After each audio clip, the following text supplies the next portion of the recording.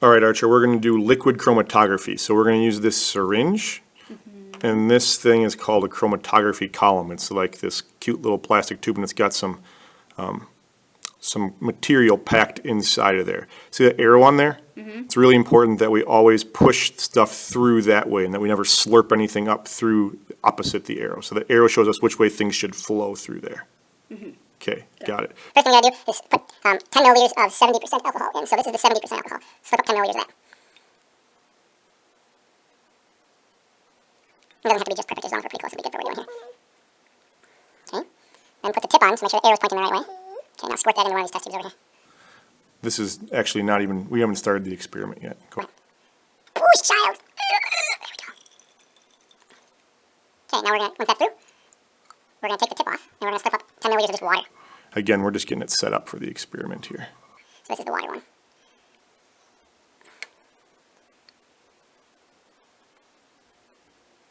Good. Okay, put that one in there. Oh, yeah, you have the tip on. Yeah, you're right. Caught it just in time. Okay, push that through into there. And again, we're still just getting it ready to go. So this is the last step to prepare that chromatography column. So now that it's ready to go, we're going to put our mixture in that we want to separate. So the mixture I've made is some grape Kool-Aid. This is official grape Kool-Aid. The label kind of half fell off, but you know, it's legit, the real deal, grape Kool-Aid. We're going to separate that grape Kool-Aid out into some different parts. And so I need you to take the tip off and slurp up 10 milliliters of grape Kool-Aid. We're going to squirt it into here, and we're going to make some observations each time that we do this next couple of steps. So, I figured something out. what did you figure out? It's not purple anymore. Well, what's actually happening? Yeah, so let's mix it. Let's get it all in there, okay? And then let's hold it close to the camera here so everybody can see. Whoa, what's Okay? that thing? So remember we put water in it last before we did this? So actually there was water in the column, and what we just did is we pushed the Kool-Aid into the column, so you can actually see that the column turned purple, right? Yeah. So the Kool-Aid is in there now. So there was water in there before. So really what we did is we just pushed the water out of it and pushed the Kool-Aid in. So now this next step will be when something interesting happens where we're going to see we start to separate that Kool-Aid. So for the next step, I want you to take the tip off, and I want you to slurp up some 5% alcohol. So it's 5% alcohol, which means that the other 95%, you got any ideas what the other 95% is? If it's 5% alcohol, what's the rest of it? Water. Probably water, yeah. So mostly water, just a little bit of alcohol. Okay, we got to put the column back on? Yeah. Put it on the right way. All right, we're going to this test tube this time. So 95% water, 5% alcohol. Watch the thing. See what happens here. Push it through, push it through, push it through, push it through, push it Whoa, through. it's turning pink. Yeah, it's kind of a pink color, almost like a reddish color there, isn't it?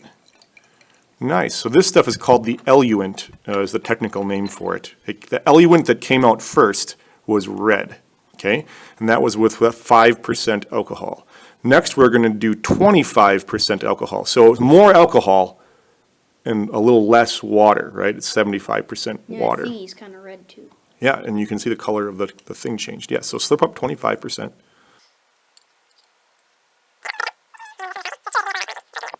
So this has got 25% alcohol, 75% water, so a little more alcohol, a little less water.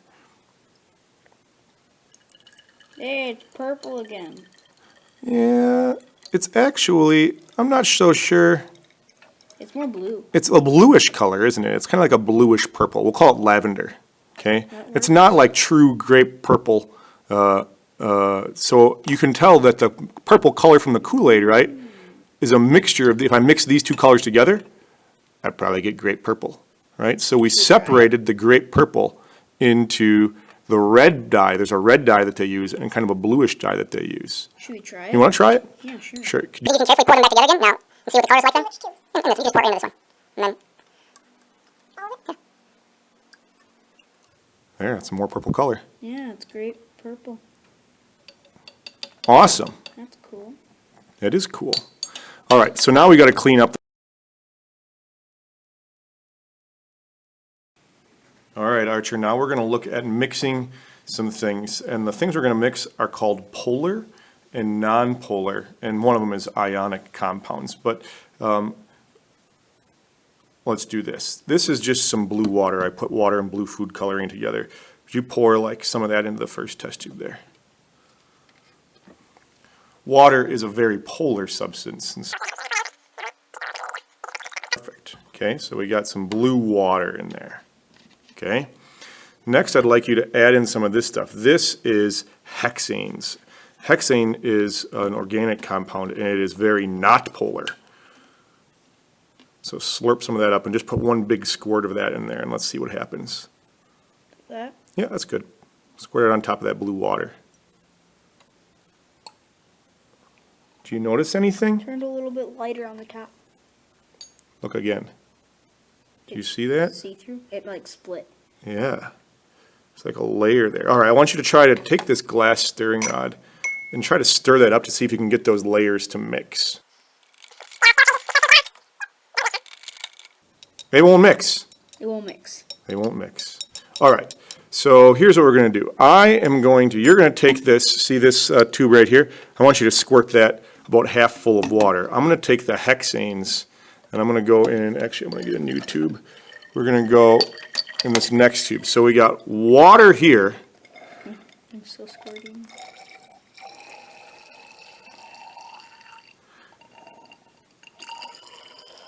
That's good, that's good, that's good. And then we're going to I'm going to get this out of the way. That's an old experiment, but look at that. Can't get the water and the hexane to mix. Get that out of the way, put that back there. So we got water in this one here. We're going to put water in the corner. Remember that one. That one's Archer's water right there. Then I'm going to put a tube full of hexanes, about an equal amount to the water that we had there.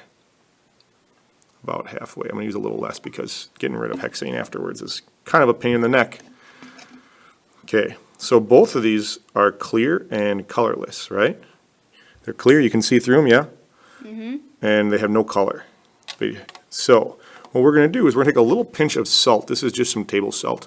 And I want you to add a little pinch of salt to each of them, and we're going to see if we can get salt to mix with them or to dissolve in them. Yep.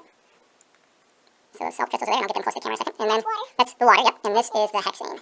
Okay? So you take your water, and I want you to shake it, shake it, shake it, shake it, shake it, shake it like a Polaroid picture. Okay? And I'm going to shake the hexane and the salt. I'm going to try and treat them pretty much the same. Okay? Now, I want you to look on the bottom of your water. Can you still see the salt there? No. It's all gone?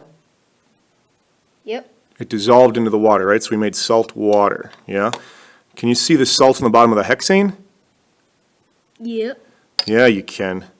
So this, I'm not sure how well we'll see this, but those salt crystals are sitting down on the bottom of the hexane. Again, hexane is a very non-polar substance, whereas So, the water is a polar substance. very polar substance. So what were you going to say? So polar substances dissolve salt and non-polar substances don't dissolve salt? I think that you just made the observation that is just going to complete part 3 of this experiment, Archer. Well done.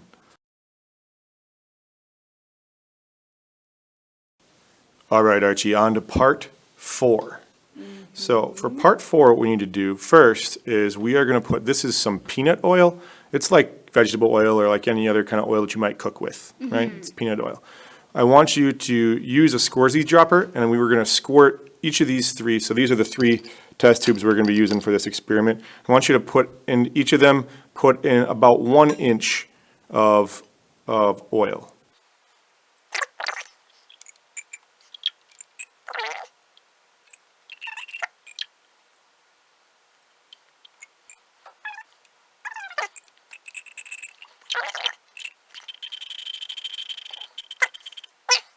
Something you got to know about oil is that oil is a very non-polar substance.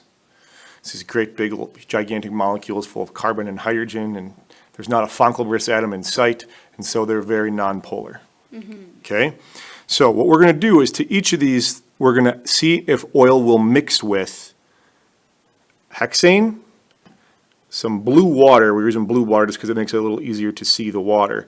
And then I've got some ethanol right here. Ethanol is a kind of alcohol.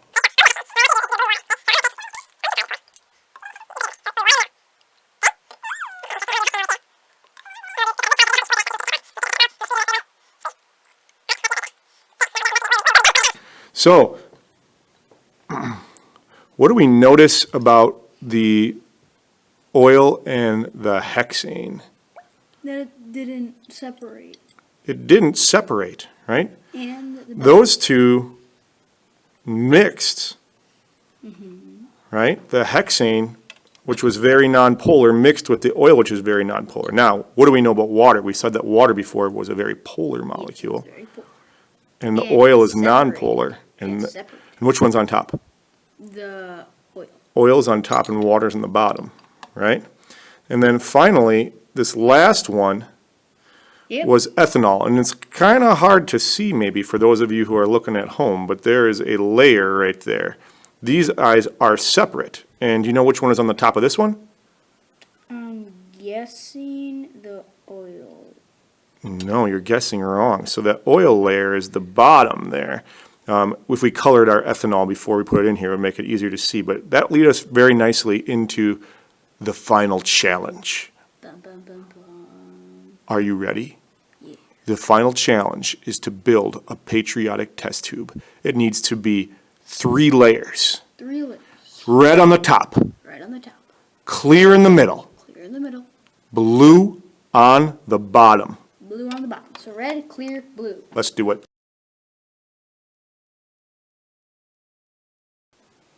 Bam, bam, bam. Figured it out.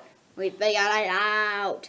Okay, put it right in the rack there so we can get a good look at it. That is your challenge. So, using the materials that you have in class. So you've got all the things we've had here so far, plus you've also got some red t-shirt dye and some blue t-shirt dye, the oil, the hexane, the water, the ethanol. All those things, you need to engineer one of these guys. Now, we did it in a big test tube, so it'll be nice and easy to see. You guys are gonna do it in smaller test tubes so we don't use quite as much materials. But that is the goal, right? That's the end goal right It's there. like the American flag. Red, white, and blue. Thanks for helping me, Arch. Oh, I had a fun time. I did too. See you later.